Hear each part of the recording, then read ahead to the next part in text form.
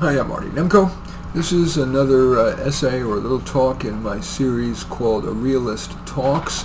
First I did a Realist Talks career, then a Realist Talks romance, and today a Realist Talks personal growth and education. First and foremost, we are not very malleable. Default to accepting our basic self.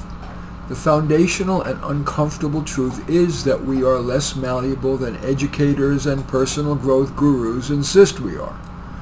We are largely a function of our genes, our early environment, and to some extent our peers.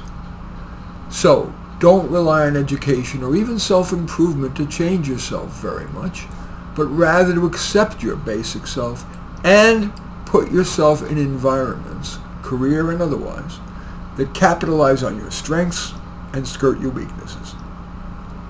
For example, if your verbal reasoning and in turn writing skill is modest, find work that de-emphasizes that. For example, computers, or fixing or building things, or accounting. Find friends and lovers who are similar to you, so you don't end up frustrated with each other. Another example, every mother of 2 or more kids knows that from birth, or even in utero, their children have distinct personalities that tend to remain through the years. Of course there are exceptions, but in life we are wise to think probabilistically, so accept your basic self. And of course that applies to your kids. With friends, also romantic partners, family members, it's usually wiser to choose to accept them foundationally as is, or to reduce or even eliminating interacting with them. Hang out with smart or skilled people. To the extent we are malleable, we're more likely to grow from working and playing with smart or skilled people. That's also true of kids.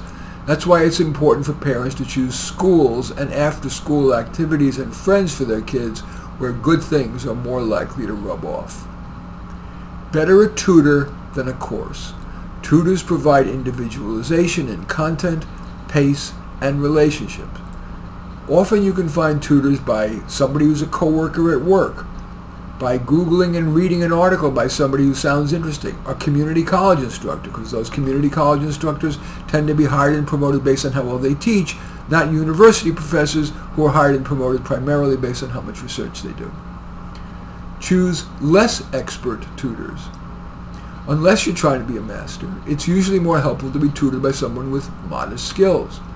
Such a person is less likely to be a natural, more likely to have worked to gain the skill and thus be a better teacher. For example, natural math whizzes have a hard time teaching mere mortals. That's why a peer tutor or a study group can be so potent. You're likely to learn more of value at a less prestigious college. As I just said, the more prestigious the institution, the more likely the faculty is hired on narrow, cutting-edge research productivity, which is inversely correlated with ability to teach, and inversely correlated with what most students need to learn. Unless you aspire to be a cutting-edge researcher, you're likely to learn more of value from a visiting lecturer at no-name college than from a full professor at Harvard. You're going to likely dismiss that because it seems so counterintuitive, but it is usually true. Ask your children the right questions. Most parents ask, "What'd you do in school today?" "Nothing." Better is to ask, "What's the best and worst thing about school today?" Then listen carefully. The answer may reveal an addressable problem, an opportunity for the child to grow, whether it be around schoolwork, peer relations, the teacher-student relationship. Choose courses as carefully as a car. Read online reviews, check out the syllabus, and if you guess wrong, drop the class. Your time and money are valuable. Adapt assignments. Don't necessarily accept the assigned paper, project, or field work. If you can propose a more helpful one, do it.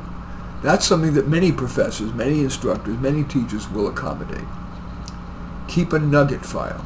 A great way to learn is to read and watch videos that you find on Google or YouTube. Top search results are curated and thus more likely to be of benefit. Of course, if you start reading or watching something and it doesn't seem to be of sufficient value, try something else. There's so much content available. To remember what's important, copy and paste key information and concepts that you don't already know into a Word file that you could call nugget file, and frequently review it. Consider synthesizing clumps of nuggets by writing a summary, maybe just a paragraph or two. Finally, some things can't be learned even modestly without talent. For example, art, music, foreign language, sports, fixing things. That's true for you and for your kids. Build on strengths, and if you feel the need to remediate a weakness, if early efforts yield paltry results, consider replacing the goal with something that does build on your strengths. It pains me to see parents, for example, force their kids to stay with music lessons or sports when it's clear they have little or no talent. Have your child do activities that, again, build on strengths and skirt weaknesses. In any event, that's a little talk to you called A Realist Talks Personal Growth and Education. I feel the need to say that I do have a PhD in the evaluation of education from Berkeley, so I know a little bit about what I say. In any event, I welcome your thumbs up and accept your thumbs down. I always look forward to your comments, and especially like it if you hit the share button below. Share on your social media so that my efforts can have broader impact. And I am flattered if you choose to subscribe to my channel. In any event, I do thank you for watching. There will be more in this series of Realist Talks. I'm going to do money next. So anyway, thanks for watching.